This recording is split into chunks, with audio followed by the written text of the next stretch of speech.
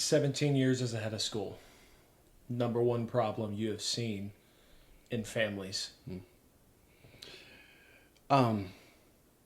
Yeah, throughout the years, the common component has been absent fathers. And I'm not just talking about single moms. We know in our country, single motherhood is on the rise. In fact, there's communities where single mothers are the majority. And there's ramifications for that. There's ramifications for an absent father.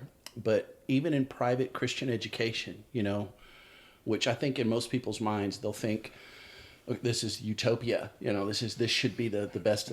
Man, an absent father, it's just got devastating effects. And it's regardless of the sex of the child, male or female, absent dad, Usually when there's a problem that comes across my desk, within the first 5 minutes, I diagnosed where dad is in the picture. You know which ones have an involved and caring father. You know which ones have a father that sends in, that sees them about every other weekend and maybe at Christmas. Yeah. And then makes promises the rest of the time. And then you also see the ones where dad is in the home, but he's not in the child's life. He'd rather be out playing golf than dealing with his son or daughter. And the effects are the same. An uninvolved, disengaged father in the life of a child has a devastating effect. And it's actually more pronounced in the teen years, especially in a young male, than any other time in their life. So I think that's the number one problem. Over the 17 years, just without question, I think it's dads. What are the downstream effects of the absent father in the school system, and how does that affect? Because obviously when a teenager even, because you said that that's probably the most important and formative time, when they don't have a father figure in their life, even if dad is at home, dad is not emotionally involved. He thinks that his job is to be a provider and a disciplinarian, and that's it. Whenever dad is not present in the child's life like he should be, what are the downstream effects that you see, not just in the kid, but even in the school and in the kids that they're around? Like, how does it affect everything? Yeah. Well, I think it's twofold. If it's in a male, if it's in a boy, doesn't have an involved father, maybe it's like what you said, maybe he's just a disciplinarian, but he's otherwise disengaged. The young man doesn't have the compass. He doesn't have the roadmap that shows him how to be a godly man. And we see that, in communities where there are no fathers. It's been widely reported that in a lot of inner cities, you have young men with no fathers, no role models. And what do you see? Rampant crime. Why? Because a youth turning to a youth for advice and guidance is a bad combination. And what I see in the school system is that we'll have, young men that come in, dad's not involved, and you have a little wild stallion on your hands. The others have learned how to contain. And this is, something that I like to talk about frequently, is that the true measure of a man is not whether or not he has power. It's what he does with it. Is it contained? Is it under submission? I love that word. Is it under submission to the Lord? Or is it just, power that's just helter-skelter used whenever it wants to? That's when you have fights in school. That's when you have lack of self-control. That's when you have all these things, because God put it in males. That testosterone, it's moving. It's going to come out. A dad teaches a young man when it's appropriate to come out and when it's not. Yeah. And that cannot be taught by anyone but dad. It just can't. And so therefore, if dad is missing, you've got a wild stallion loose in the hallways that other people are now trying to restrain and contain. And that stallion doesn't understand why. Because there's never been boundaries that have been placed up. There's no example for them to follow. Yeah. In James Dobson's book, Bringing Up Boys, I read it, obviously, because I have 3 sons. And I read it, and he was so right, because I actually thought of my own childhood as I was reading it. And James Dobson refers to this age that a young man comes up where it's called Killing Mom Softly. Now, obviously, this was written 25, 30 years ago. That would probably be politically incorrect to say now. But basically, what he meant was that the boy pushes mom away. He does not want that sweet kid that used to love on his mom and tell her how much he loved her and that she's the greatest woman in the world and all that. All of a sudden wants nothing to do with her. Rolls his eyes, gives a sarcastic response, is caustic towards her. And she's wondering what she did. She didn't do anything. But a little boy is trying to become a man. And mom, who is telling him what to do and who is nurturing him and caring for him, is a constant reminder that he's not there yet. And so he pushes against it. Wow. Now imagine in our household where you were growing up, what if you crossed a line? What kept you from crossing a line with mom? I knew that standing behind her was you, ready to put me in my place. That's right. Right. Because dad helps look the young man in the eye and go, I know what you're going through, but you don't cross this line. There's lines you don't cross. Contain what you're doing. You're not a man yet. If dad is missing, if dad is disengaged, if he's not in the house, period, or if he's only there physically, that instruction that scripture talks about, the father instructing the child in the ways of wisdom, is gone. It's missing. The kid has to figure it out. Guess how? Trial and error. And if he crosses a line and there's no buffer, i.e. a dad, a man, to tell him that he's crossed a line, he crosses. And he figures out that really there's not a lot mom can do about it. Yeah. And that just cascades. The older, the bigger he gets, the stronger he gets. Until finally you have a mom that truly, in extreme cases can be terrified of her own child. And that's a problem. Now that's on the male side. Now on the female side, dad is the daughter's covering. Now, scripture talks about that. The father is the guardian of his daughter. He's the one that makes her feel valued. He's the one that helps her understand who she is and the value that she has, and that she is not a commodity to be traded. That her beauty, that her passions, that her life has value, and dad would die for her. Take that out. Yeah. You have a young lady that's really not sure. She's not sure who she is. She's not sure that she has value. Where does she find it? Boys.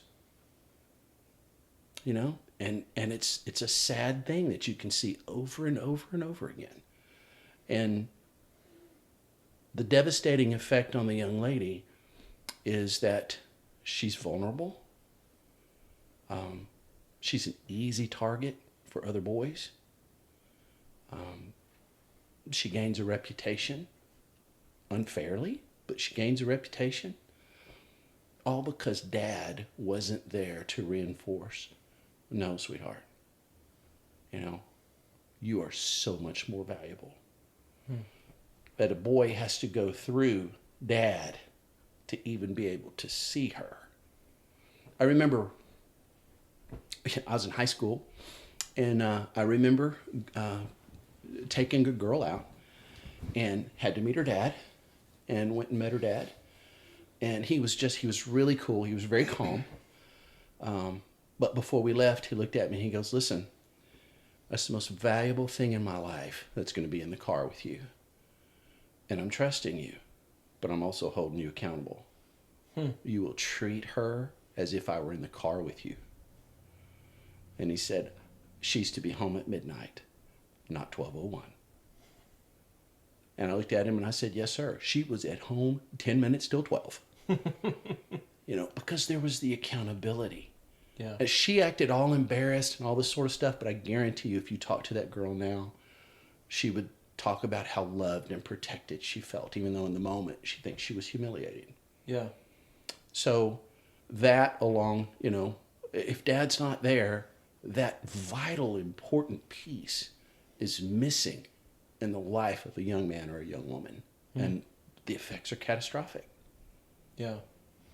And I think this is part of a larger conversation because it's clearly a problem that is sweeping society. It's a societal wide problem that I think before we started recording, you said fathers aren't willing to sign up for the job anymore. Men don't want to sign up for the job. And so it reminds me, Chris Williamson said that whenever women, by and large, are facing a problem, we say, how can we fix society? But when men are, by and large, facing a problem, we say, how can we fix men? So I do think there's a deeper truth in there, in that we all innately recognize men have the ultimate responsibility, that at the end of the day, there is no fallback for a man. And not that there necessarily is for a woman, but if women by and large were suffering from depression, we would go, what the heck is going on with society? What are we doing wrong? But men by and large are currently suffering from depression, and we just say, well, they need more therapy. They need to get over it. And so why are men not signing up for the job? What is it? I think it's got several layers to it. On the simplest layer, manhood, fatherhood has been under attack throughout American culture. But for the past 25, 30 years, how has dad been depicted? When I was a kid, dad was the wise one in the family. It's where the kids went for advice. He was the calm and the rational voice. He was the voice of reason. He was honorable. Now he's Homer Simpson. He's American Dad. He's Peter Griffin from Family Guy. Peter Griffin from Family Guy. He's the ultimate embarrassment that the kids just, oh, please, not dad, that the mom is embarrassed of, and the mom has to step up and be the one that brings rationality and calm and good decision making because dad's a total buffoon and idiot. That is depicted over and over and over and over and over again. And to be honest, radical feminism has played a major role in this. The sexual revolution that's come about, why would a man hang around?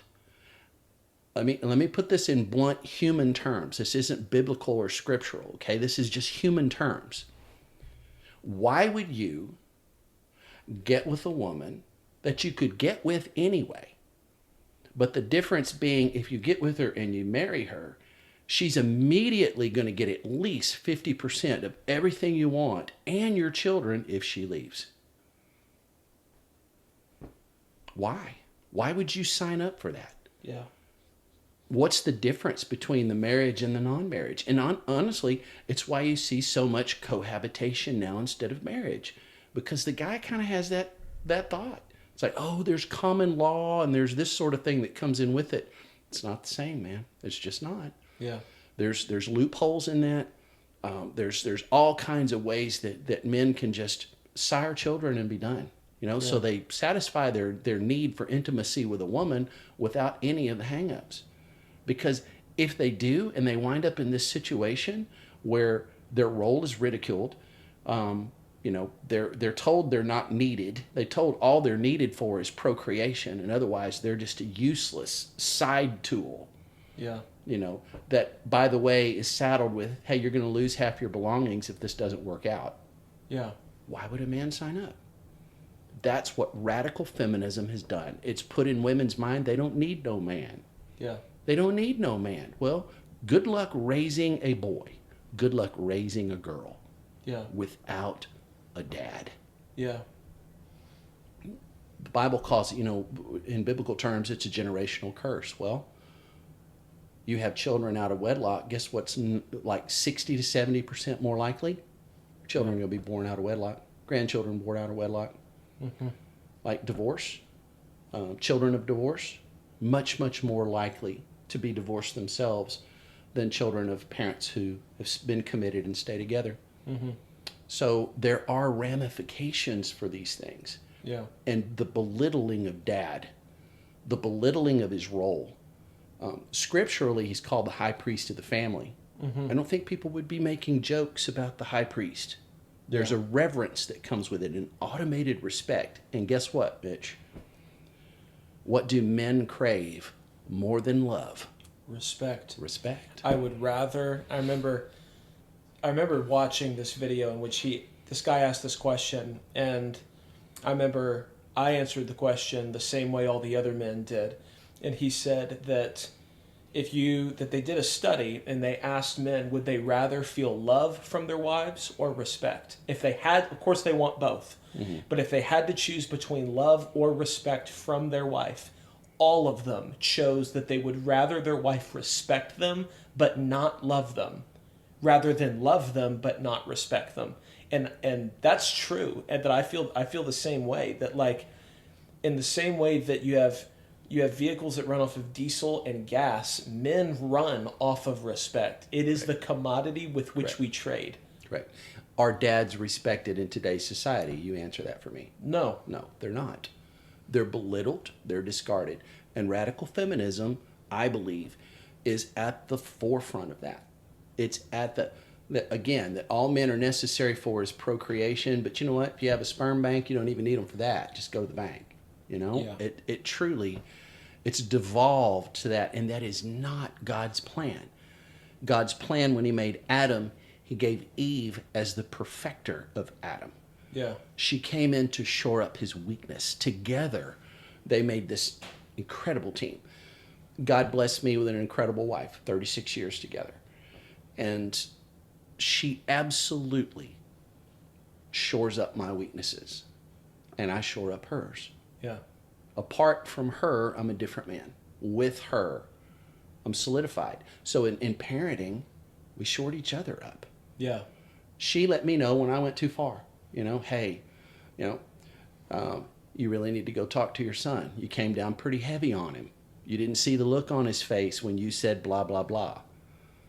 And I'm sitting there, if she's not there, I don't even think about it again. Right. But she is there. And she's saying, you need to go talk to your son. Mm-hmm. I go talk to my son. Guess what? My relationship with my sons is fantastic. Yeah. Big part of that is due to my wife. Okay? And so with that lost, young men wrestle with signing up for being a husband and a father. Yeah. They wrestle with it. And usually if they have a friend that winds up married and then that friend winds up divorced, it's just like, wow. I have more evidence that maybe this isn't what I should do. Yeah. And the ramifications long term. Think about that happening over and over again. Children without fathers, children without fathers, children without fathers. It's devastating. It's devastating on a society. Society truly cannot sustain itself with that mentality. We're seeing that now. We're seeing that played out now. I feel like some of the tide has turned. There's been some pushback against the radical feminist movement, the radical things of gender identity and all this other sort of stuff, where people have just gone, enough. We're not playing pretend anymore. Yeah. And my prayer is that we'll see more involved fathers as a result. Well, so Dr. Williams, who I've talked to previously on here, he said, listen, both the mother and the father have all of the, have a ton of responsibility and huge impact. But he said, we can try to say that it's not the case, but it is. He said, the father is the one who reflects the identity. Yes. In the child's life. He said, the mom makes the child feel loved, makes them feel secure, makes them feel like they belong. The dad reflects the identity of the child. So when dad's not there to reflect, what do you end up with? Like you said, generation after generation after generation of fatherlessness, exponentially repeated, generation after generation. You end up with identity confusion. You end up with a society that just like we see in our society, they can't decide which bathroom to use. And I know that's low-hanging fruit, and society by and large, most people do reject that. But the fact that this even became a question, the fact that one of our Supreme Court justices of the court with more authority than any other court in the world, one of the justices could not answer what a woman was. Yeah, that's sad. It's like, what is that a result of? Well, a multitude of things, but again, a society full of people who are wrestling with their identity is a society of fatherlessness. Yes, it is. Yeah. Yeah, the lack of identity, for sure, is it's, you know, I'm going to give him credit, even though I told him I was going to rob him. Maddox Henderson, a young man that had the privilege of teaching and getting to know, who's now a young man on his own, doing wonderful things. He put it this way with young men. He said that power under submission, said it's like a stallion. You know, a stallion by itself is destructive. It can use all its power for stuff that's destructive, but when it's under submission, conquered the West. Mm-hmm. You know, and I thought about that for a while, and I was like, man, that is so accurate. It's so accurate, and it's so applicable to young men. Mm-hmm. When we do things the way the Lord intended us, when we act in our gifts, when we walk forward with the strengths that the Lord has given us, and it's under submission to Him and His will and His word, limitless possibilities for a productive society, a thriving society, a successful society. Yes. When you look at where societies start falling off, even the great empires of the past, it was the destruction of the family. It was the falling apart of the nuclear family that was the beginning of the downfall of the greatest empires and communities that the world has ever known. I fear the United States is facing that if we don't turn our hearts and minds back toward Christ. It's so true. You know, it reminds me too, Doug Wilson said, cultures are built by men with families to feed. It's true. Cultures are built by men with families to feed. And I can speak to this. I know you can too. We're swimming in the deep end of the pool. As I can't remember where I got that from, but we're swimming in the deep end of the pool now. And that is when you have a society that is de-emphasizing the nuclear family, and voting privileges are granted to every single individual 18 and over. Not even questioning right now, should that be the case? Just that is the case. When everybody has that right, but very few are married with children, their only concern with voting is themselves. Mm-hmm. Now, that's not to say that there aren't people out there voting for the concerns of other people, right? But me as a father, in 2020, I did not vote for Donald Trump. I didn't. And it was because I didn't like how he handled COVID, but I didn't vote for him. Instead, I said, I'm going to stand on principle, and I voted for the Libertarian candidate, Joe Jorgensen. And obviously, we know how the election turned out. Trump lost. But he did not win the election, and 2024 rolls around, and I have a child, and I have another on the way, and I have a wife, and I'm out here trying to protect and to provide. And what is my reasoning then? Not philosophical implications, not let's experiment with society on different policies, not the moral grandeur and feeling of moral superiority that comes with I'm rising above and I'm voting for, my principle in the Libertarian Party. And no disrespect to people who still do that. You have to vote your principles. But my concern is what is best for my family, and not just my family right now. What gives my daughter the best chance to have a safe and productive society 25, 30 years from now? Right. And my grandchildren after I'm gone. When most people are not voting with those things in mind, they're just thinking, my medical bills are too high, I want free health care, doesn't matter if it drives the deficit up. I'm on retirement, my kids are grown, I'm just going to vote for whatever makes sure my Social Security keeps coming in. We vote for the thing that is best for us, whereas when we have the responsibility of children, and we understand, particularly as fathers, our role, we end up, even with something such as voting, our total priorities change, even though our principles don't. Yeah. Well, Mitch, that just comes back to, in the bigger picture of things, it comes back to a biblical worldview versus a non-biblical worldview. The non-biblical worldview is innately selfish. It's innately selfish. The biblical worldview begins to ask the question, is this in the best long-term interest of my family, of my grandchildren?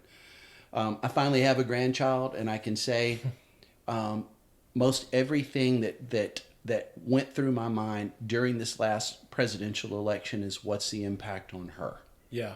Because I'm not going to be here 25 years from now to see the ramification. Odds are. Maybe I will. But odds are I won't. She will. And it'll be in the height of her young adulthood, where she's probably a wife, maybe a mom, a first-time mother by then. I hope that I haven't voted my pocketbook in the moment that now has her in this awful situation of government oppression and high taxation to make up for all the things that we did. Yeah. But that's a biblical worldview. It just is. Because otherwise, you strip God away from it, we're all selfish. Every one of us. What's in it for me? Yeah. And I think that, my cry is that God bring revival to America one more time. Mm-hmm. Just like the Great Awakening and some of the great moves of God. We need it now. Mm-hmm. Because I feel like we're in a spot where the ideologies are so extreme. The radical left is getting violent.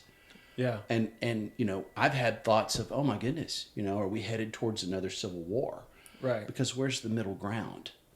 And there's really not any. Because with the radical left, compromise means doing it their way. Correct. So Christians have got to take a stand from the standpoint of there's some give and take unless it goes against a biblical principle, because the biblical principle is God's blueprint for how to maximize the human experience. Right. So as Christians, your duty is to know God's word. Yeah. You need to know it. Yeah.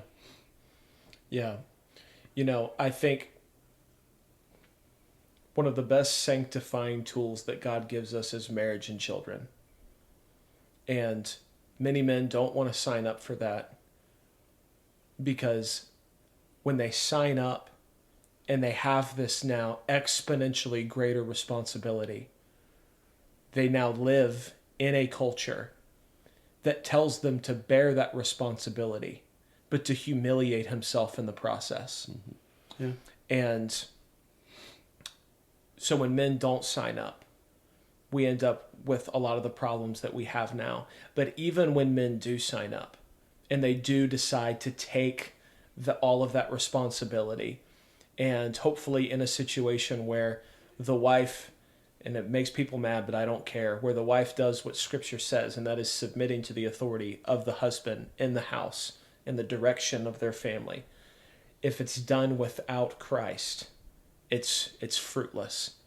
It's still something that, it's like voting for freedom of speech, but we have nothing to talk about. Mm-hmm. It's almost like it's a form of godliness that denies the power. And so, being the high priest of the home, I think one of the ways in which we can help men understand their role and just how great their impact is for them to understand what it means to be the high priest of the home. Agreed. And so, agreed. In our modern age, there's this idea of, I heard Doug Wilson put it this way. He said, when somebody says, well, we don't say that my husband leads or my wife leads. We both lead together. He said, when they say that, just know that means the wife leads. Mm-hmm. So when the man is actually stepping up and doing the things that he needs to do and reflecting Christ in it, what does it actually mean what does it practically mean to be the high priest of the family? The high priest of the family, really, it comes back to its leadership, okay? Leading the family in the ways of righteousness, okay? It doesn't mean that dad is perfect, because there's none of us that are. But here's a simple analogy. Mom can take her child to church. Mom can talk to the child about the Bible, and I'm not discounting mom's impact. All of us that have godly mothers are eternally thankful. Yeah. But if mom is putting all this effort into the child and dad's attitude is, you don't need all that stuff. Oh my goodness, mom's work just got 10 times harder. Because in the eyes of the child, the dad is where the buck stops. And I want to touch on that, and I'll try to circle back to your original question. But I think we had the wrong idea of what the high priest of the family and wives submit to your husbands really means. Because think of anything in life, okay? There has to be a final say. Yes. There's got to be somewhere in the military. There's great military strategists, and there are men, boots on the ground that know what battle is, that know how to do it. Someone has to be the final call that says, right, this is what we're going to do. Mm-hmm. And everyone falls in line behind it, and they stand or fall together as a unit. Yeah. You don't have a situation where one says it and then everyone kind of debates it and decides whether or not they're going to follow it. Right. You don't have the ability to move forward that way. God is placed in the hands of the dad that final say authority. Mm-hmm. And wives, moms, women, guess what? God holds the man accountable, yes, for his decisions. Right. So you don't have to be afraid, especially if you have a godly man. Here's the answer, ladies. Find a godly man. Right. That will submit himself to the Lord. Yeah. Because I know, like right now, I'll just use a right now example. My wife, Laura, and I are deciding where we're going to live. We're leaving Wyoming. We're coming back to Texas. And the answer's not real clear. Who's going to make that call? The ultimate call is going to be mine. But here's the deal. If my wife is not on board with it, if she's not comfortable with it, I'm introspectively going, okay, maybe this isn't the right thing. Yeah. Because I want she and I to lock arms together and move forward. Mm-hmm. But she's not inserting her will. Her will is she wants to be as close to her granddaughter as she can get. Mm-hmm. But she also trusts me and honors me in knowing that I am considering that heavily as we're making this decision. And I'm not going to go somewhere she doesn't want to go. Yeah. I won't. But at the end of the day, I'm the one that makes that call. And I know that, which is why I'm so careful with it. It's not a cavalier thing. Yeah. I wish it were scripture. With great power comes great responsibility. It's very true. Yeah. And men that just kind of wield it around as this, I'm the man and here's the way it is. Well, you know what? You may be a man, but you're not a good man. Yeah. And you're certainly not a good household leader. You've got a lot to learn. Right. But so is the mamby-pamby, the mamby-pamby man that won't make a decision and cowers and is afraid of the response of his wife. He's not a leader either. Right. So being the leader, you can be a gentle leader. You don't have to be, lorded over people. So I'd love to see men not shirk away and women not be so repulsed by the idea that God has placed the male in that position and the final say is ultimately his. Mm-hmm. But he is accountable to God, to you, and to the children for the outcome of that decision. Yes. And if he goes into it cavalier, he'll get the outcome he deserves. Yeah. But if he goes into it submitting to God, talking to his wife, making the best decision he can, I believe he's going to come out of it and everyone's going to be better because of it. Right. I saw, I've seen a lot of things on just the feeds that I have with Instagram and Facebook and X. And so because of that, naturally, I follow a lot of pastors and ministers and stuff like that. And they talk about these things frequently, especially the circles that I tend to follow. And one of the things that I read was that it said that in our modern culture, it says that basically male headship is a debate. It's something that, that Christians basically debate over, but almost like it can be overturned if enough discussion occurs and we've come to the conclusion that yada, yada, yada. Well, reality is, and I know they don't believe this is the case, but reality is male headship is not overturned just because you and your marriage decide not to follow it. Right. You still reap the results of how the father leads the family. And we understand that that the man is ultimately responsible, because if the house caught on fire tonight, in the beginning of our marriage, actually, I'll just back up. In the beginning of our marriage, Kinsey and I never really even talked about this. It wasn't something that we really fleshed out. She was in her career, I was in mine, and we got married. And I subscribed to the view that male headship was a part of the curse. It was a part of the fall that Christ overturned with his death. So it wasn't, that's kind of an old-fashioned thing, and that's not really the case anymore, especially with my wife is so competent. I like to just do what she says. That I like to, well, she's super smart. She's super competent. She made almost twice as much money as I made when we first got married. So it was natural for me to just default to what she wanted to do. And she was the one who sparked the conversation and started the dialogue. And what we ended up discovering was I've been abdicating my position. I've been abdicating my responsibility as a man by not actually leading my family, and so the consequences were dire. But when we started doing our deep study, what we came to the conclusion of, it's very clear. It's very clear. Paul simply and plainly says, just as Christ is the head of the church, so too is the husband the head of the wife.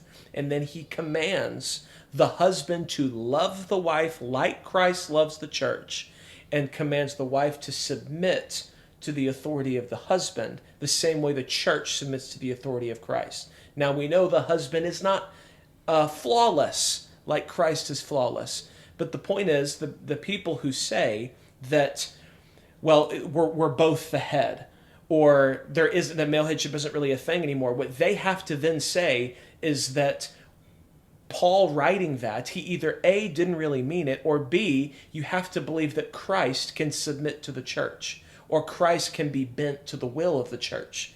And that's not the case either. Well, it's a common, unfortunate thing that I see happen in our modern society, in a lot of churches, in a lot of Christian circles, is to distort the Word of God. And so I'm on a bit of a rampage of just really stressing to students and to anyone that will listen, stop taking someone else's word for what God's word says. Go read it yourself. Yeah. Go study it yourself. You'll realize that, hey, some of these things that, I was taught growing up, I'm not sure was actually accurate. You know what? It's okay. You're not blaspheming against the Holy Spirit by questioning a doctrine that you grew up under. Yeah. And the only way to do that is to know the Word. I hear people complain all the time, I can't hear God's voice. How do you hear God's voice? Well, you know what? He wrote it in a book. It's in the book. So how does he speak to you? Through the book. Your spirit, when the Lord speaks to me, it's biblical. I find something in the Word that just jumps off the pages. And even though I've read it 9 or 10 different times, on this one occasion, man, it just explodes into my mind and brings me comfort, brings me guidance. That's the Lord at work with his Word. But you can't do that if you don't know the Word. Mm-hmm. And so the headship, the dual headship, show me in Scripture where that is. It's not in there. It's not in there, which means if God didn't ordain it, who did? Man. Who do you want? God's blessings or man's? Right. That it's as simple as that. So I come at it from that standpoint. We so in society want to focus on the extreme example of abuse of a position. Yes. That we then damn the entire position.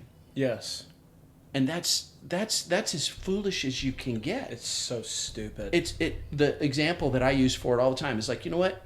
I had a Labrador Retriever that didn't retrieve. That doesn't mean that Labrador Retrievers now are not qualified to retrieve. Right. It means there was an outlier. There was one that didn't. The lab was still a fabulous retriever.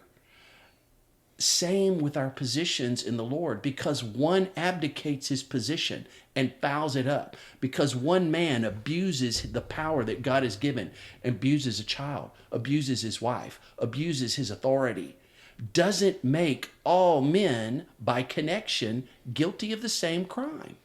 Right. And in order to prevent that same abuse from happening again, doesn't mean abolishing the position. Correct. Like we've had, the 20th century was the century of murder by the state. The government killed more people in the 20th century than all centuries before combined in all wars. Which, by the way, before this slips my mind, I want to throw this out here. The danger of feminism.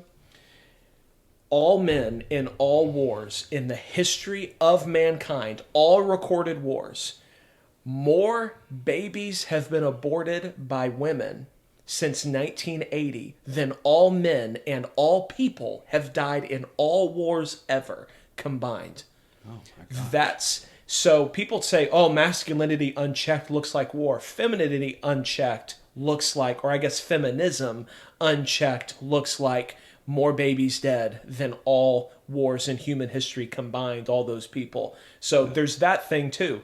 But in order to say that, that if like the 20th century was the century of being murdered by the state, well, imagine if we came into 2000 and we said, well, the solution is just no government. There's just zero. There's no government at all. It's like, well, what do you have then? You have chaos and anarchy. Right.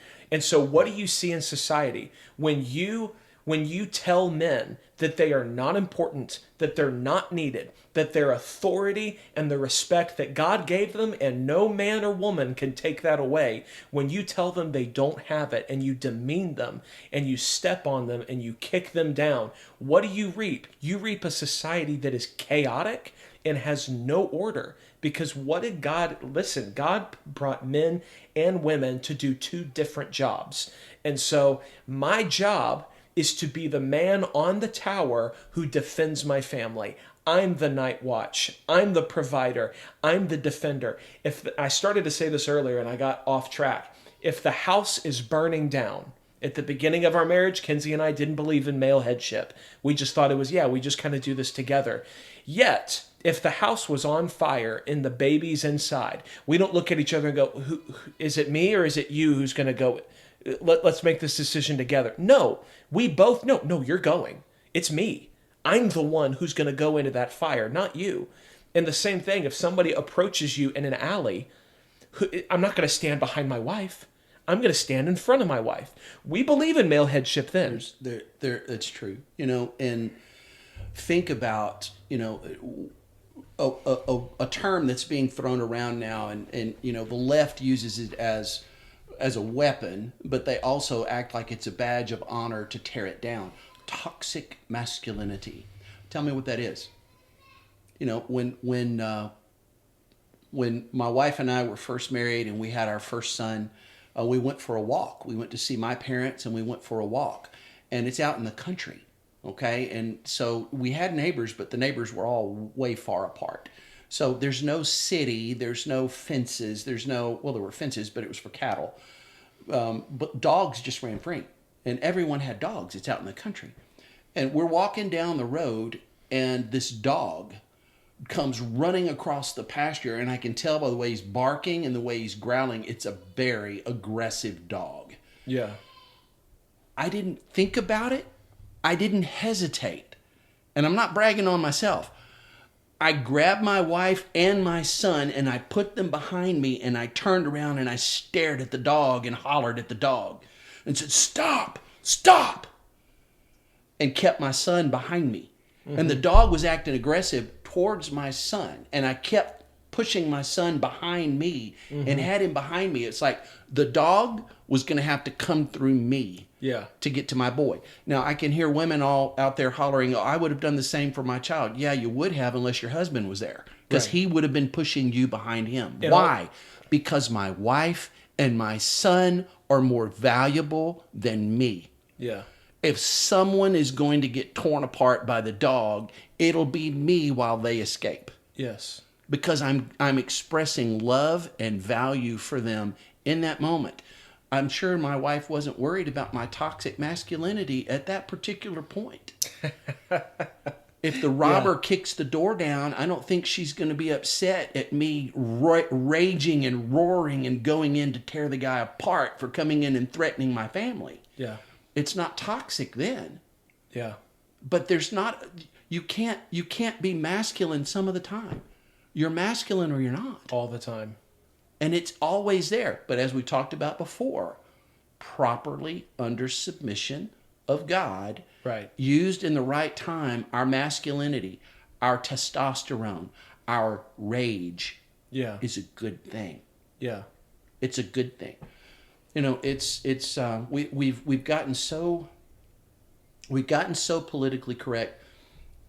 Feminism has pushed and pushed and pushed and pushed and pushed, and I just find this so incredibly ironic that it pushed and pushed and pushed that there's no differences between men and women. There's no differences, no differences, no differences.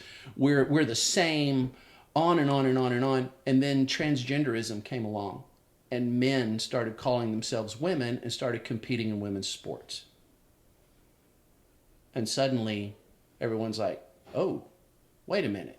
Mm-hmm. Why can't you have a man, a biological man, competing as a woman? And it's like, it's what we all already knew. It was just politically incorrect to say it. We're different. Yeah. It doesn't mean one's better than. Yes. God created one for one purpose. He created one for another. Mm-hmm. A man cannot have a child. A man cannot rear a child. He has a very difficult time trying to rear them by himself. Got to have that helper. Got to have that woman's touch. The woman is the life giver. The woman is the one that causes the generations to go on. You know, she has such an incredible vital role. I don't want her role. Yeah. Why does she want mine? Yes. Yes. One of my favorite quotes is, "The lie of the modern age was tricking women into envying the curse of the man." Because the curse of the man in the garden, which, by the way, Scripture clearly says man was not deceived, but woman was deceived. For this reason, the husband shall be the head of the wife. But he says that, and yet Adam is harshly condemned, not Eve. Eve is not harshly condemned in the New Testament. It was not because of the sin of Eve. It was through one man, Adam, sin came to all mankind, all of mankind. And who does it put the blame on? It blames Adam. But the curse that God gave to men was now you will toil amongst the thorns and the thistles all the days of your life, and by the sweat of your brow you will feed your mouth. So he gave that to man. And then he told woman her curse, which, again, the curse was not male headship. The curse was that she now has the desire to rebel against the God-ordained order of male headship. Also, that the male is now no longer, he now has sin nature, so he's not perfect. Yeah. But in childbearing, and we always think that as just like pregnancy or just like birth, you know, and God said that he will greatly increase the pain of giving birth. But her curse is that, and yet our modern age tells young women to reject the curse that God gave them and embrace the curse that they were not meant to carry. They were not meant to carry it. And so the only way that if you just completely make it totally flat in the workplace, the only way that a male carpenter and a female carpenter, the only way she can get ahead of him is either if he's lazy, but if they both work the same amount of hours, guess what? The only way she gets ahead is if somebody boosts her and allows for her to get ahead because they just simply want to choose a woman. Reality is the man can get more work done. He can work 7 days a week, 16 hours a day. There's young men doing that all over the place. There are no women in the oil field. You know Adam Lindsay. He's 21 years old now, and he's out in the oil field. I text him all the time, and he is working 16 to 18-hour shifts. Mm. And he works the daytime a couple days in a row, and then he'll work the nighttime a couple days in a row. How come there's no women in that field? Because that is the definition of the curse of man. And yet we have lied to our young women to the degree where even my own wife in the very beginning really wrestled, feeling like a failure being a stay-at-home mom. Well, that's okay. So that's a continuation. That's the heartbreak to me. Is that this incredible gift of bringing forth life and being the nurturer of that life and being able to be at home and to educate and to train and to do those things that so many women really want to do, and society's telling them you're a failure, you're not reaching your potential, and you're somehow substandard, and you're taking women back to the Stone Age when they're fulfilling a God-given purpose. A child, okay, we talked about an absent father, Yeah. okay, but the working mom, you see the same effects. Yeah. The kids that have high anxiety, the kids that that seem to lack a little bit of a purpose, is the ones that have just grown up in daycare. Yeah. You know, kids are awake. What, they wake up 7, 8 o'clock in the morning, and when they're young, they go to bed 7, 8 o'clock at night. Who's got them from 7 in the morning until about 4 or 5 if mom's working? A stranger. Another man's wife. Who probably is watching 7 or 8 others. So where is this kid getting their identity? Where are they getting their value? It doesn't matter what you say. It matters what you do. Yeah. So, that kids know that for a fact, especially with absentee fathers, because, the divorced dad that's not involved in the kid's life will make him every kind of promise there is. Oh, next summer we're going to go to Utah and we're going to go through the slot canyons together. And that kid goes and tells everybody at school, hey, this summer my dad's going to take me to the slot canyons. We're going to the slot canyons. All the adults are sitting there going, poor kid. Yeah. Your dad's not taking you to slot canyons. You're going to be disappointed. You're going to be disappointed. And he is. And it's reinforced in that kid. It's not, dad probably had a reason. He got busy. I don't have as much time off as I thought. Or, it's kind of an expensive trip and I don't really have the money right now. To that kid, it's, I'm not important. I'm just not. The words aren't said. The actions are what enforce that. Same thing with the woman who has to work. And we have to be careful with that. There are families that can't make ends meet. They have to have mom's help. They do. But there's a difference between being forced into it by situations because you're working to better your family versus doing it willingly because you're boosting your own ego and your own sense of self-worth at the expense of raising your child. It's always been used on men, but I'll use it on women as well. When you're on your deathbed and you're about to pass, you never will say, I wish I'd spent one more day in the office. I wish I'd gotten just one more promotion. It's going to be looking at your children going, I wish I had one more day to spend with you. And that's where the value in life comes in. And we've devalued that. We as a society have devalued that. Now, all the things that we've been saying, there are so many incredibly godly women, of course, that are just amazing, and they probably feel attacked by this kind of conversation, and which is why I want to continue to push that it's when it's a radical feminist movement, when it's something that attacks the natural order that God put into place, that is when it's dangerous. Yeah. That is the thing. You push against God's natural order, there's going to be an ugly consequence that comes out. And it doesn't matter how much silver lining you paint on it. It's going to have a bad outcome. Right.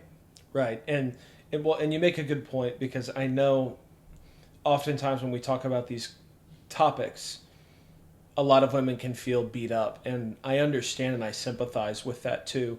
But I also think this. It's not that I don't have the patience for it. It's that every single, and you may disagree with me on this, every single time we talk about men's issues, we always have to say, but women have issues too. Every single time we talk about how, men, and I'm not discounting anything you just said because I agree with you, but I'm just pointing out something. The fact that we both feel the need to say, okay, hold on, wait, let's slow down. If it were if the roles were reversed, there would probably be less of a drive for the women to say, but wait, we have to say this for the men. You know what I mean? If this was a panel of women that were talking about male physical abusers, Yes. they wouldn't stop and talk about all the males that don't abuse. Correct. Yeah, I agree. I agree. And it's a learned response. Yes, it's a learned response of knowing that in our culture, in our society today, people feel like they have the right to be offended. Yeah. So the Bible calls it sharpening. You know, iron sharpens iron. You bring things out, you discuss them. It knocks chunks off. You know, to be honest, it's a rather violent thing, iron sharpening iron. Yeah. Because it's knocking chunks off and sparks are flying. Yeah. And it's not a nice little, feel good type of thing. That's what sharpening does. Yeah. Chipping away. It is. But our society's gotten away from that. And it's the highly offended. You knock a chunk off, how dare you? Right. Who are you to tell me this? And it's where I look at Christians and I go, hey, here's the deal. I didn't say it. It's in God's word. Yeah. Well, then I don't know that I want a religion like that. Well, that's between you and God, because you will stand before him one day. Right. That's your call. Yeah. But as for me and my house, we will serve the Lord. Amen. And in order to do that, when you go back to it again, you got to know the word. Got to know it. Yeah. No, I'm in agreement 100%. I think the reason that I'm so passionate about this, and when I really lean into it, it brings me nearly to tears. I have seen, not only have I experienced, but I have seen the absolute abuse that young men suffer. Mm-hmm. And I think that all the generations, going all the way up to even our most elder seniors, I think to a degree, all men have suffered in some sense of this cultural tide that has shifted against men. If y'all can hear a baby in the background, that's my baby. Just ignore it. That's a beautiful cry. She is beautiful, but she's loud just like me, so it doesn't matter how many doors we shut, she will make her voice heard. That's my daughter, and that's my granddaughter. So. Yep. So all men have suffered to some degree, and women have suffered too. For the first time ever, just to even briefly circle back to what we were just saying, for the women who feel a little beat up, we certainly don't mean for it to be that way, but because it affects you too. Because for the first time ever, female dissatisfaction with life is now higher. Their dissatisfaction with life is now higher than men rating their dissatisfaction with life. Men have generally always been reported more rates of depression, more rates of anxiety, more rates of purposelessness, and it's still higher than it's ever been for men. But all of a sudden, since in the last 10 years, it's skyrocketed for women too. Well, it goes back to something I'm passionate about in the business world. As a head of school, one of the things that I'm really passionate about is employees being released to act in their gifts. I see so many school administrators that hire an incredibly talented person, say in marketing, and then they micromanage them and they just pickle their gifts and don't let them operate in their gifts, and then criticize them for the outcomes, which are predictable when you don't allow them to operate in their gifts. I like to find employees, I like to say, put them in the right seat on the bus. In other words, identify their skill sets, put them in positions that allow them to operate in their gifts. And guess what it does to your organization? The whole thing thrives. Yeah. If everybody is in their proper place, the whole organization thrives, because you're drawing the skill sets that this one has that this one doesn't. But this one has this skill set and they're utilizing it in this purpose, and all of us prosper as a result. Mm-hmm. And that's the way God has made the family. It's the same way. Mm-hmm. Each role has a different gift. Which one's more valuable? Both. Yeah. The most valuable one is both together. The husband and the wife together is the most valuable. Right. And in the school world, I mean, it goes on. Where you have chaos, where things start falling apart, where you have dysfunction, where you have problems, is when one gets out of his lane and starts getting in someone else's lane. Yeah. And I'm huge on stay in your lane. Why? Because who are you to critique this one's innate God-given ability? If you've been called to a position and God has equipped you, who is this person over there that he didn't call and didn't put in that position to criticize you Correct. for how you do it? Correct. And so what does it cause? Chaos. You know, the old saying is that a camel was a horse made by committee. So when you don't have anybody that's in charge, that is working in their gifts to create something, and you're going to let everybody chime in and do it, you're going to get an outcome you didn't want. Correct. And it's going to be an inferior outcome. And guess what happens to job satisfaction? Everybody is dissatisfied. They start getting disgruntled. They start feeling like I'm not valued and I'm not useful. It's the same thing in the household. When dad's job is diminished, when dad's role is criticized, when dad's role is usurped, when someone who's not a dad is chiming in on how he should be a dad, guess what happens? Satisfaction in the job falls. Yeah. Until what do? Look for a different job. Yeah. Our families are seeing it all the time. It's one of those, it's like, understand God's word, understand how he put things together, understand how you acting as a father the way God designed you to, and Kinsey, your wife, acting as a mother and a wife in the way God designed her to, put those two together, that organization is going to fly. And guess who the beneficiary is? The children. The children. The children. Take it out. Have the wife second guess everything the husband does. Have her nitpick everything he does. His satisfaction in his position, gone. His desire to excel, gone. His vision for the future, gone. Have a husband who abuses his wife, who not nags, but just cuts her down and cuts her to ribbons. Manipulates her emotionally. Mocks her, criticizes her, does all these things. Her satisfaction in the position, gone. Yeah. And women are amazing from this standpoint, how much they'll put up with. Oh, yeah. Until they see it affecting their child. And it's at that point, things going to change. So where I was going with all of that is whether you're talking about the business world or whether you're talking about God's design, embrace the fact that you've got different giftings. Stop trying to decide which one's more valuable. In my school world, I have a marketing person, I have a principal, I have a spiritual life director, I have a student life director, I have an athletic director. Why would the spiritual life director chime in on how the athletic director is doing?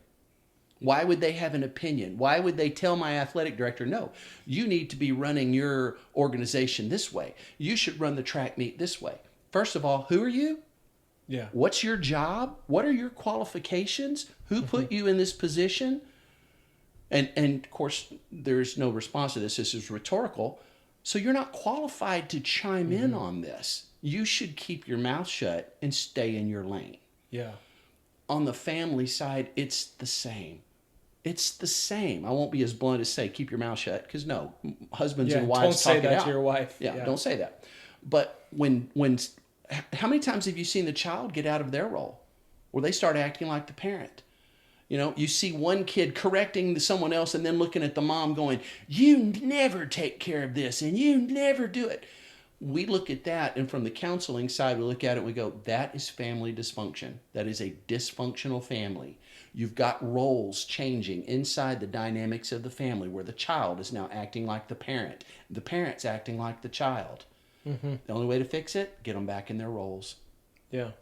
You get them back in their roles. Yeah. That's really good stuff. That's really good stuff. On the school side, I started to say this earlier, but then Javi started crying. We took a 30-second intermission, and I lost my train of thought. But I started to say, and this circles back to you and even what you were just saying within schools that I think a lot of people don't understand. The abuse that I saw over the last 10 years young men suffer from, and not from never anything crazy, of course, nothing illegal, nothing like that, but young men who, quite frankly, were expected to act like girls. And because they didn't, they were treated as if something was wrong with them. I remember one young man at one particular school who I'm in frequent contact with. When I first got there, when I saw him for the first time, I knew that's a leader right there. That's a culture changer right there. And when talking to the administration about it, they laughed. When I brought him up in a meeting and I said, yeah, this kid, I think he can be a really good use and value. And I think if we pour into him, he can help shift the direction of our school. They laughed. And I remember one person saying, you don't know him like I do. And all I remembered was a young man with strong leadership potential who didn't have a male figure in his life, who was calling out his gifts and encouraging him to walk in it. And when he would try to walk in his gifts in the school, they were diminished. There would always be a well-intentioned but misguided female employee who would walk up wagging her finger saying, this isn't the time. Or your shirt's untucked, you need to make sure that you tuck in your shirt. And they miss the forest for the trees. They throw the baby out with the bathwater. And the young man ended up going on and winning multiple awards, and the students loved him, and the staff never stood behind him. And when I witnessed that, I could not begin to understand where the disconnect was happening and how an organization even gets to that point. Sure. And how you prevent that. So how within schools, yes, but even within the family dynamic, how do you not misread a kid, specifically a young man, and what you may see? Basically, let me state this plainly. How can you tell the difference between a rebellious son, a rebellious young man, and a young man who is a leader, who is learning to navigate and be a man? Well, young men that step out and lead, they push boundaries. Okay, and that's the way God made them. Boys are going to test boundaries. Even good boys are going to test boundaries, and they learn a response based upon how they're treated when they do press that boundary. Let's just be honest. In the world of education, there's very few men. There's very few men, especially in private Christian school. Why? Private Christian schools can't afford to pay men. Men are usually the breadwinners, and it's unusual to find a man that can afford to take a position at a private Christian school and still take care of his family. That's just reality. The end result is, let's flip that situation around. What if there was a school and it was 90% male teachers? How would the girls feel? That's what we do to the boys all the time. The girls would feel misunderstood. The girls would actually probably feel a little creepy. They would probably, there'd probably be some tensions about, the way the males look at them, the way about a male being a male. Where's the safe employee to run to? Right. Yes. So flip it around, and when you have schools where there's not a lot of male presence, especially in leadership, get beyond a teacher. In leadership, where is it that they go for that person that does understand them? And imagine what the environment would be like if it was mostly male teachers and male administrators. It would be a different environment. And I'm not saying it'd be a better environment. It would be different. It would be very different. It'd be very uncomfortable for a lot of people. Yeah. Our boys have just gotten used to that boys move around more, that boys learn almost more by putting their hands on it and tearing it apart and putting it back together again than they do reading about it. Mm-hmm. and how are schools wired? And I'm talking about schools just overall. Across the board. Sit in your desk, be quiet, listen to the teacher, take your notes, do as you're told. There's no questioning, there's no hands-on, there's no movement. That boy is probably plugged in for about 10 minutes. Then he's gone. Then he's gone. So what does he do? Probably acts out a little bit. And what happens? Gets called down. And the cycle just continues over and over and over again. Frustration builds and builds and builds in those young men. Because you have to understand God made us different. Now, schools have embraced this, and they've begun to really do things like really plan movement inside the classroom. Okay? So they're not just sitting there, because boys are not wired that way. Mm-hmm. And whenever we see the leadership starting to come out in that boy, it just simply means that he is to a point where he's ready to start being proactive and moving and making something happen. Mm-hmm. Someone's got to be there to give him direction, not to slap his hand for doing it, but to go, here's how you do it. Mm-hmm. Come along beside me. Hey, check with me every once in a while. I'll help you get to this point. Yeah. And encouraging them when to step out, how to overcome fear, mm-hmm. when is the proper time. All of those things, they do it innately. I would say also a failure that a lot of schools have, Christian schools, is revering the clock more than a move of God. Yes. Okay, and I see it happen. Where I've been head of school, I made it very, very clear. If God is moving, everything stops. I don't care what's coming up next. If we're going to be different, we're going to invite the Lord into our school, and we're going to be different. We're either going to be special in the eyes of the Lord and let God be God, mm-hmm. and everything else be secondary, or we're another school and we slapped Christian on it. Right. And so we throw in a scripture and maybe a prayer. One is highly effective and life-changing. The other one's pretty good. Yeah. I want to be a part of the ones that's changing lives. Yes. That kids 10 years later are going, I gave my heart in that chapel to Christ. Yeah. Or, hey, I was just going through the motions all the way up until this one point. You've got to let it happen. And you've got to have a staff that's committed to say the most important thing for us in the discipling of these young Christians as they're going through this school is that their walk with God be enhanced, that they learn their gifts, mm-hmm. they learn their strengths, they use that for the kingdom. Mm-hmm. It's the most important thing that we can do. So a boy that's continually, slapped, that's continually knocked down, that's not encouraged to get up and operate in his gifts, is going to turn rebellious when he could have been an incredible leader. Wow. A maverick. So many mavericks are young men who are simply sick of being told what to do. And I was actually just talking to a young man on the phone earlier. He works a blue-collar job now, mm-hmm. and he's a technician. And personally, he's making better money than any of his friends who went to college. But when I was talking to him, he said his favorite thing about his job is he said, no one is telling me what to do. And when I asked him specifically, I'm like, well, you have a boss, so somebody's telling you something and stuff like that. He said, man, he said, my whole life, he said, and he used the example of school. He said, it was always sit down in your chair, stop tapping your foot, stop tapping your wrist, stop flirting with the girl in the hallway, make sure you stay in line. Hey, you're 2 minutes late. Just nitpicked. Your hair's too long, so on and so forth. And not that we shouldn't have rules, right? But that he felt micromanaged. Then all of a sudden he's 18 years old and he's like, I could not wait to throw off all those rules. And so here's what he said.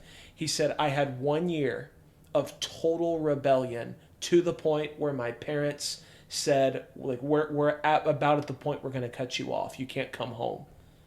Because he rebelled so hard. And so he ended up coming back to center, and now he's focused, he's in his job, he's doing great, owns a house.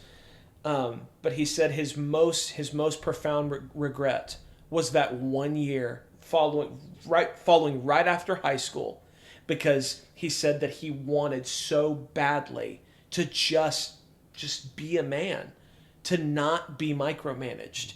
And so the question that we have to ask ourselves is not how can we double down on getting those young men to do what we want. The question is how can we unleash them in their gifts like a stallion without them running crazy and destroying things, but instead, like the horse that you mentioned earlier that conquered the West, the horse that's pointed in the right direction.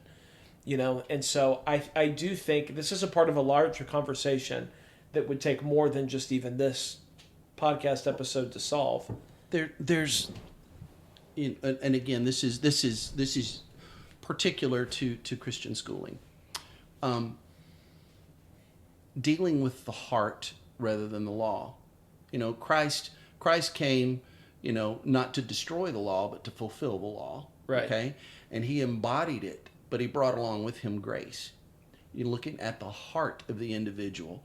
And one of the most, I do senior exit interviews. So when seniors are about to graduate, and honestly, when I get back to Wyoming, we'll start doing exit interviews with the seniors. One of the most valuable feedback tools I have, because they've got no reason not to just shoot completely straight with me. And I promise them, I say, look, this is a no-risk thing. You can say what you want, and you have my word. It will not come back to bite you in any way, shape, form, or fashion, and I won't tell anyone who said it. But I do use the feedback. I share it with board members. I share it with my leadership team to say, this is what our kids are telling us. And this was a long time ago. It was when I was here in Marble Falls. There was a girl in my senior exit interview that said this statement: I wish this school cared as much about who I am as a person as they do whether or not I'm in dress code. And I asked her to expand on that, and she said, well, it just felt like, I'd walk in and no one noticed that I was down. No one noticed that I was struggling. They noticed that my shirt wasn't tucked in, or something along those lines. Now, disclaimer, okay? I'm not talking about turning your head when it comes to establishing discipline. Right, turning a blind eye. The rules are there to establish discipline, and that's even what I would say to the young man that you were talking about when he said he felt micromanaged. Just like, some of that is just trying to help you establish some good discipline, self-discipline in your life. But at the same time, the kids have a natural barometer to know when you really care about them, or when you really care about the semblance, the appearance. And what I mean is, do you really care that they have a good heart and that they're becoming godly men and women, or you want the appearance of a good heart? Yeah. And godly men and women. Because the appearance is when you put on the facades. That's like, okay, everybody is dressed appropriately and they're sitting in their chairs and they're looking forward, and the kid's mind is checked out and they're not listening to anything you have to say because there's no relationship there or whatnot. Versus one of my favorite people in all of my career, Andrick Biddle at Lake Country Christian School in Fort Worth. The man just had an amazing way to build rapport with students, and they trusted that man. They trusted that man. When he would say something, it was literally gold, to those kids. Why? Why him over pretty much everybody else? Over the person with the title. Yes. Why? Yeah. Why? Because he was authentic. He was real. The kids knew he cared intensely about their eternal destination, and a little less about whether or not they were in dress code. Okay? Now, he would still tell them when they were out of dress code, but it came so totally different coming from him because they knew he cared intensely about their eternal destination. And advice I would give teachers all the time is the kids are not going to respect your authority until they know you love them. When they know without a doubt, and it's not you telling them, it's them seeing it. It's them knowing, because you prayed for them when they were down. I used to say, I want us to know our kids so well that we can tell they're having an off day when they walk down the hallway in the morning. And if we can tell and we don't stop and pray for them, why are we in this school? Why does this school exist if we're just going to let them carry that burden right on down to the classroom? So, I would always stop kids. I'd stop them and go, "Hey, you okay? Just look like you're not having the best morning." Yeah. Sometimes they would be honest and go, "Yeah, I haven't had a good morning. Is there anything I can help with?" No, no, no. Most of them would go, "Nope, I'm fine. I'm fine. I'm fine." So my favorite response was, "Okay, well, I'm going to be praying for you anyway, and there's nothing you can do about it." Yeah, and that's the way they would respond. A little smirk out of the side of their mouth. They knew I meant it. Yeah. Their day is lifted just a little bit by actions like that. And so Christians with intentionality, walking like Christ, especially the adults, stop esteeming the rule and esteem the heart behind the rule, Yeah. which is the shepherding of the heart of the child. Understand, Scripture says, to dads, not to, I forget exactly how it's worded, not to chide your kids to the point of frustration. Yes. Yeah. To wrath. Yeah, to wrath. Don't bring your son to wrath. Yeah, don't bring your son to wrath. How do you do that? How do you do that? You ride him and you ride him and you ride him and you ride him. Yeah. And so all of us can learn from that. It's like, man, let the relationship do the talking. And it's not bliss every day because no job is. Yeah. But when you impact the life of a student, when they know you care, you have opened the door of communication for that kid to be able to come to you when there is something deep. Yeah. And honestly, that's our job. Yeah. But if they look at you as the uniform Nazi or the rule Nazi, which is what kids call them, right? Right. They're not going to come to your classroom. They're Yeah. not going to come to you for prayer. Why would they? So there is a balance between establishing discipline and having rules and order. But man, if you're not trying to manifest this, why are you in the job? Why are you in Christian education if you're not going to strive to be different? You've got to be different. Yeah. Kids have to have a different experience going there. Or why are you there? There's plenty of educational options. Yeah. So, 4 different schools in 3 different states, 4 different cultures. You've seen a lot. You've had a lot of employees underneath you. Many happy, perhaps many not. Many happy students, perhaps some not. But from each school, you've taken different lessons.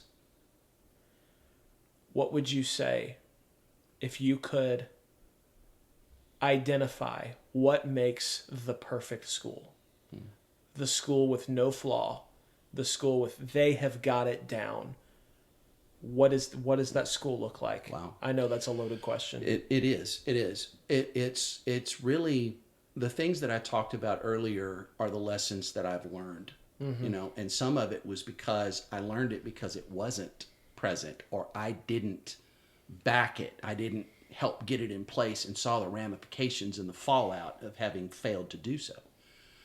But it's this, and I'm very passionate about it. Identify the gifts, put them and I'm talking about employees, put them in the proper seat on the bus, and have everyone stay in their lanes so that organization can thrive. That makes the organizational side thrive. And then what I just said a moment ago, surround yourself with teachers that value the heart and the eternal destination of that child more than they do the tangible rules. I didn't quite say that or articulate that correctly, but it really is, again, the one that the student is going to turn to in a moment of crisis. It's not going to be the rule thumper. It's going to be the one who developed relationship with them and became that trusted advisor and mentor. When I see teachers like that, and I see an organization where there's clearly defined lanes and they respect one another and they stay in their lanes, and there's a heart for the kids, their eternal destination and their discipleship above their SAT score and above, whether the football team won district or not. The most important thing is the hearts of the student. The culture becomes the most important thing. That's when a school thrives. And I've seen bits and pieces of it in all of my different locations. Lake Country Christian School in Fort Worth, ironically, right around the time of COVID, I know you were there, one of the most phenomenal cultures I've ever seen. And truly, 2 or 3 years before that, toxic. But the Lord.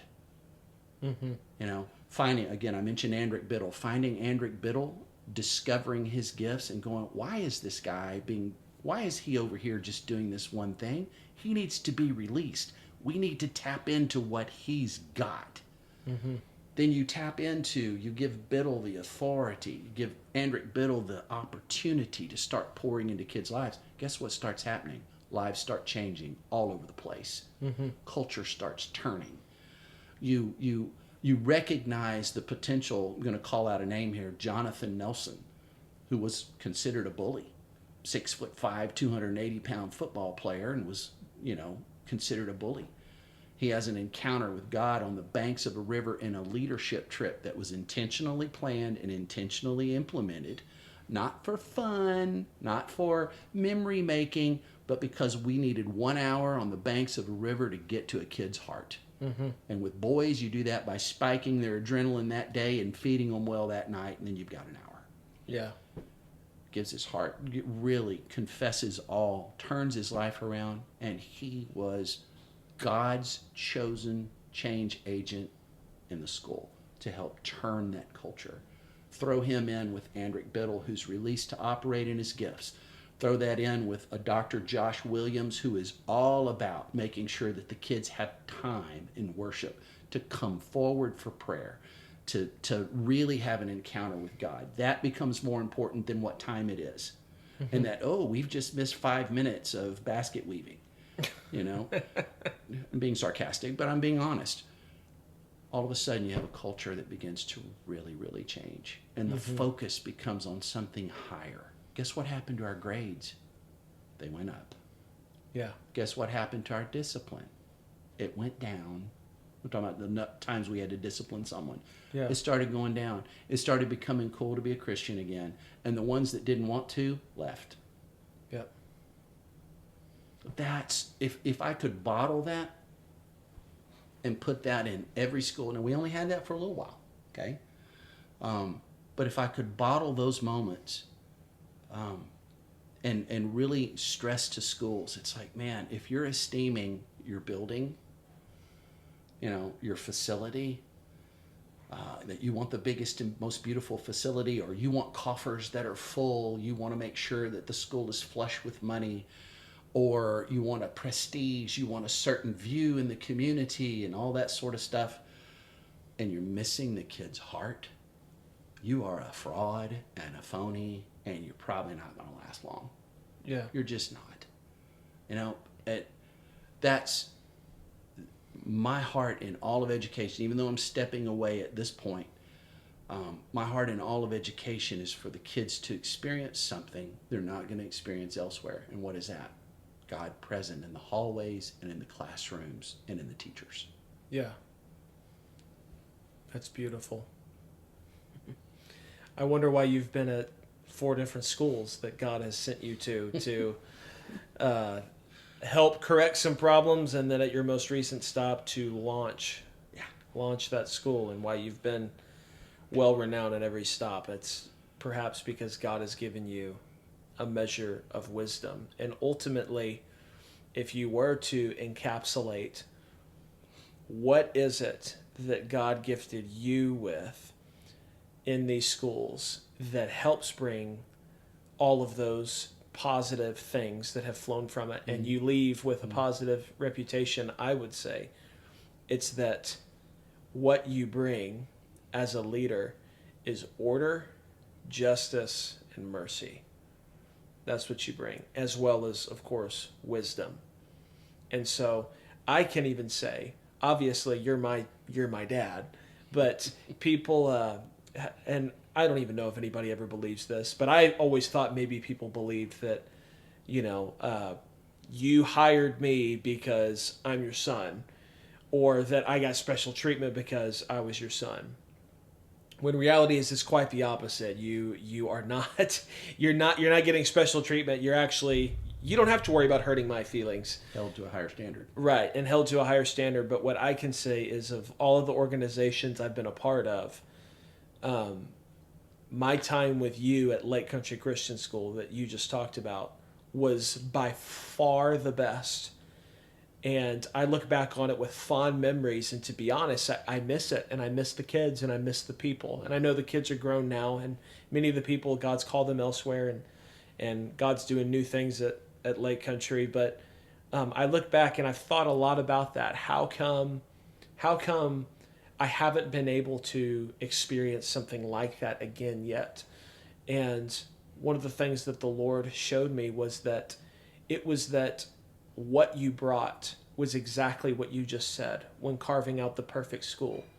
Is God gave you this ability to find the gifts of these people and you moved them into the proper positions, then you empowered them and you backed them. And so what does that do? That releases somebody into their gifts. Here's something that's interesting and why I even bring all of that up. The biblical definition of slavery is not our definition. So God deals with things when we step outside of his order, he deals with it very harshly. And you mentioned earlier the men who abuse the authority that God has given them within marriage. It's not that well, the solution is that we need to reduce the power of the man and make them equal or whatever. The solution is to give it over to the Lord and watch what he does, because God harshly condemns and brings crushing judgment or discipline onto the person who does that. Well, similarly, when we do things such as, when you have slavery and our idea of slavery, of course, God deals harshly with that. But our modern idea of slavery is not the same as the biblical idea. The biblical idea, the standard is actually even higher, and that something that we would call normal, God would even call that slavery. So his standard is all the way up here. We think it's just involuntary servitude. It's actually all the way up here. And here's what it is. It is somebody being forced to work in something that is not their gifts due to obligations, particularly financial obligations or obligations to another person. So succinctly, what does that look like? Well, God said that the Hebrews were enslaved in Egypt. Well, it wasn't just that, they had whips being cracked on their back. It was that some were artists. You're a bricklayer. Oh, you have very administrative skills. Oh, well, that's great. You're going to be a bricklayer. Oh, you're a musician. Guess what? You're a bricklayer. Right. Everybody was forced to be bricklayers. Right. And they were forced to do something that was not their gifting. Now, the curse of man is that we have to do things that are outside of our gifting in order to make ends meet. That's true. But a taste of heaven, you could even say, of the order of heaven in the intention of God is this: that all people are fully released into the areas of their gifting. Yep. And for them, work no longer feels like work. I used to simplify it in dog terms. It's like you can take a bloodhound and you can teach him to chase a tennis ball. And you can teach him to pick the tennis ball up and bring it back to you. But guess what it is? It's a task. And there better be a reward of a treat or something like that comes along with it, or he's probably not going to do it. Yeah. A lab will do it until it falls over dead. And it doesn't care if you give it a treat or not. Why? Because it was born to do that. It's fun to the lab to chase that tennis ball 1,000 times. It'll just keep doing it, and it's fun. Mm-hmm. We do that to employees all the time. When really, if you release them in their gifts, they're the lab with the tennis ball. They'll put in extra hours. They'll give you not only their hours and their wisdom and their ability, they'll give you their heart. They'll give you their ownership of the outcomes. Imagine an entity, an organization where the employees take true ownership for the outcome, and everyone's in agreement on what the ultimate outcome should be. That is a high-functioning, godly organization. And the challenge for any organization is to keep, Satan's going to he's going to try to throw the stick in the spokes, to trip things up. Usually does that, just going to say it, with board members, with that one employee that somehow gets in and starts causing problems. And if the leadership doesn't do something about it, it's going to have ramifications. It's going to wreck the machine. Yeah. And so everybody has got to be together on what is that outcome now. I'll apologize to Faith Academy in Marble Falls because they got the first rendition of me. Okay, they did, and that's just being honest. That was my first foray into it, and I would be such a different administrator, now than I was then because of what I've learned. So we've got to cut people a little bit of slack for the fact that they've got to learn, and you hope that they would just glean from wisdom from others and say, okay, I'm going to implement that. But most of us, we usually have to get hit in the face with something that blows up, before we'll go, ooh, okay, I've got to do things different. When I went to Statesville, North Carolina, it was such a sweet little school. It was so sweet. But it had real hard leadership in place before me that esteemed the law and not the heart. Mm-hmm.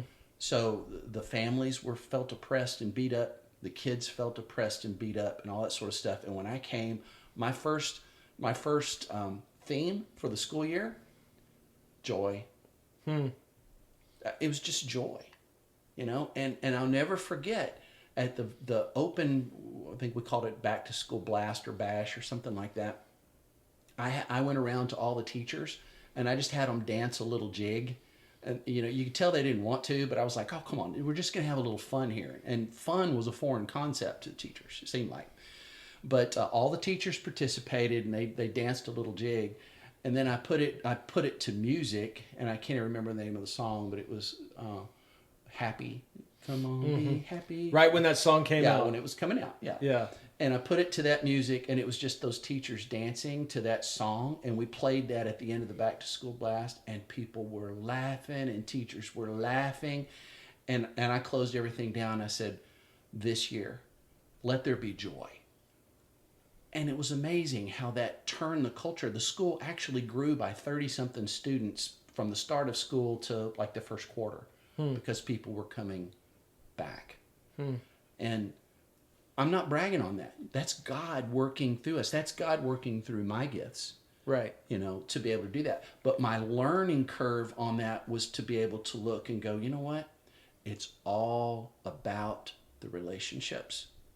It's all about the relationships. And we have to make sure not only the relationships, of with the families, but even amongst the colleagues. And you feel respected when you're given a title and you're given authority and you're not questioned by everyone at the table. Yeah. You answer to your boss, and that's what I like to do. It's like if my athletic director needed chastisement, it better not come from my marketing director. Because I don't want to hear it. I don't want to hear that. I want to know I'm watching him. I'm watching my athletic director. I'm the one that does the evaluating, not you. And if I didn't ask your opinion, you don't give it. But you have to establish those rules because that's what esteems people. Okay, you may say, oh, well, you just hurt that one's feelings. No, I didn't. I looked at them and said, you need to stay in your lane. I've got that. Well, in the same way that you have the athletic director's back, you also have their back in their role too. That's true, and they should see that. They should see that that's going on. But see, I had to, as an administrator, I had to see what happens when I didn't keep an employee in line, and had to watch how that employee caused havoc everywhere they went. They were really good at what they did, but the problem was they wanted to tell everyone else how they should do their job, and felt free to even be able to say it. And I had to reel those folks in. Why? Not because I didn't value what that person had to say, but it's because in doing so, I'm opening the door for it to be open season for criticism, committee type of approach. And that's not healthy. It's just not. So a great organization puts all those things together. And I didn't always do it that way. I didn't. I learned. And I'm really, really proud that by the time I got to Casper Christian School, we established that from day one. And the kids will even quote that to you, that I say all the time. If we're not going to be different, we are not going to be special in the eyes of the Lord, there is no reason for us to exist. There's no reason for us to be here. Yeah. So if you're not about that, there's the door. Seriously, there's the door. Take off. Because this is who we're going to be. This is why we're here. Teachers have bought in. Administration has bought in. And that little school's thriving. It's doing a great job, to the point that I feel peace in my heart to be able to say it's time. I don't know why God puts me in spots for 4 or 5 years. I'm not flighty. I'm not unhappy. But I know. I know in my heart when it's time. And I always like to say, I think God made me a triage doctor. I go in for a little while because it's bleeding. I stop the bleeding. I get it on the road to recovery. Now we know it's not going to die. And I hand it off to those that are going to do physical therapy and get it on its way. And I'm okay with that. You want to know why? Because God's using me in my gifts. And when those gifts have been done, it's someone else's job because I don't like it. Nutshell. That's it. Sounds like you need to write a book. Oh my gosh. Stories I could tell. I mean, my goodness. One of my favorite things to do, you realize how many people in 20-something years in education, 17, 18 as a head of school, how many people, and in four different schools, 3 different states, how many people we've come in contact with and we've come to know as friends, as colleagues, and a game that I like to play with my wife is like, okay, if we started a school and we could bring in any faculty from any of the places that we've been, who would be our dream team? And we play that game, and you know who it always winds up being? You know who it always winds up being? Not necessarily the most talented person, or the most gifted teacher or whatnot. It was the one that had twofold things. They had high competency. In other words, they were good at what they did. And they were high culture. They're someone that you wanted to be around. You have that individual and you release them in their gifts and have them in their proper lane, protect them from encroachment from others, but also keep them from encroaching on someone else. Man, powerful. And the kids' faces as we're about to leave, man, I can go back to 2002, and Luke Nunnally never ages in my mind. He's forever 17 years old, and in my memories, that's him. Bumped into him today, as a matter of fact, and he's a father, and he's got children of his own, and all that sort of stuff.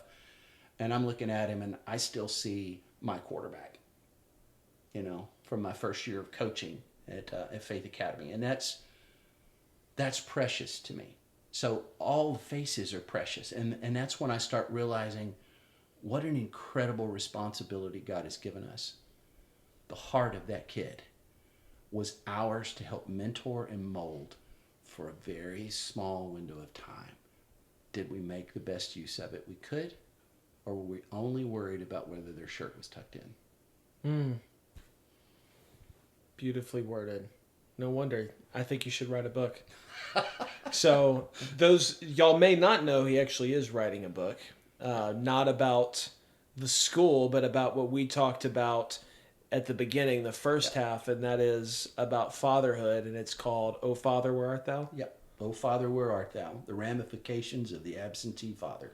Yeah, so whenever that rolls out, y'all need to make sure y'all pick that up and support him, because all of the wisdom that you have heard here is also present in that book. So one thing that I would like to ask you about, just as we kind of like wrap up here, is you did not go to college expecting to be in education. Gosh, no. You did not grow up with dreams of being a football coach and an athletic director and eventually a sojourner administrator going from school to school that is on life support and bringing those schools some healing and life. You actually started in the corporate world you started and you were on the fast track to making tens of millions of dollars and being retired now about 6 years ago. And you traded all of it to do kingdom work. Yep. Was it worth it? Absolutely. Yeah, I'm human. So when I get on social media and I see one of my friends my age that's retired and, on a trip to one of the islands or something like that, yeah, there's a little humanity that jumps in there and it goes, doggone it, if I'd have just stuck with it. But then you run into a Luke Nonnelly this morning. I wouldn't know Luke otherwise. And I look at him and I see the fine young man he is, and I like to think that God used me to play a role in his life, because he's got kids of his own. And he talked about how they have devotions together in the morning, and he was chuckling because they're in Leviticus and Numbers right now, and that's kind of hard when you've got kids under 10, to read through. But am I responsible for that? No. Did I play a role in it? I like to think I did. I'd like to think that I did. So, again, a kingdom perspective always has to be that, hey, you know what? I'm not being rewarded financially like I would have been if I'd have stayed in the corporate world. But there are lives where God has used me that were changed because I listened to God and I followed him. And I believe that God is just, and I believe God is good. And when he tells you don't store up riches on earth that moth can destroy, that mold can get on, instead put away your treasures in heaven that it can't affect. And it's tough when you're trying to make the bills, when you're trying to make ends meet and there's more month than there is money. It's tough to keep that kingdom perspective going. But as David said, once I was young, now I'm old, yet have I never seen the righteous forsaken nor his seed begging bread. It's very true. And you can count on God for that. So I'm rambling a little bit, and I don't really mean to. I don't think you're rambling. I would not trade what God has given me over the past 26 years in education. I would not have chose it. I've said that many a time. I had to be forced into it. And when I got in it, I was able to go, this is what I was created for. Yeah. Because I was going to chase the money. I was going to chase, I'm competitive. I wanted to climb the corporate ladder. I wanted to be that success story. My success is in a different way. I didn't go to bigger schools, bigger, better schools. No, my schools were all pretty much the same size, except for Casper, which is starting off. So it wasn't about going to a more prestigious school or making more money. It was about, okay, God, now where? If I'm done here, where do you want me next? Mm-hmm. Which is why, at my age, I'm 61. I'm finding that connection with students to be a little tougher, and it's just it's the age gap. They look at me and you look at me and you see gray hair and you see wisdom. A teenager looks at gray hair and they see old. Okay? So it's a little tougher to develop those relationships, and I found over the last few years that it's turned to parents, because the parents were my students 20 years ago, 15 years ago. And turning to them and encouraging them that you've got what it takes to be a fantastic parent, that you can do this, that's rewarding. And so my focus now is moving on to counseling. I wouldn't have chosen that either. But I found as a head of school, I spent so much time counseling parents, counseling kids, and I enjoyed the fact that they would listen, that they would implement what I said, and in a lot of instances, it helped them. That I was like, I can do this until the day I die. Mm-hmm. I can. And why not? Yeah. Beautiful. Well, Pops, thank you for sitting down with me. I know this was, I know it's hard to spend 2 hours with me instead of with your granddaughter, but no, man, I love it. But okay, so I'm going to be a dad for a moment, and I'm going to tell anyone that's listening, listen, I wish I'd had a mentor when I was younger. Christian young men, guys, you need someone pouring into you, helping you with navigate those pathways in life. If you're part of Sons of Strength, guys, lean into it, glean from it. If you're not, and especially if you're those guys that you graduated from high school, you're off in college, or maybe on your first job, and it's kind of like, man, why am I here? Who am I? This can't be what I'm supposed to do. This guy's walked it. Okay, get in contact with him. Surround yourself with men who love God and are filled with wisdom and knowledge, and you'll sharpen each other, and the road will be easier. It'll definitely be easier. Love you, Pops. Love you too, son. Keep doing the good work. Yes, sir. You too.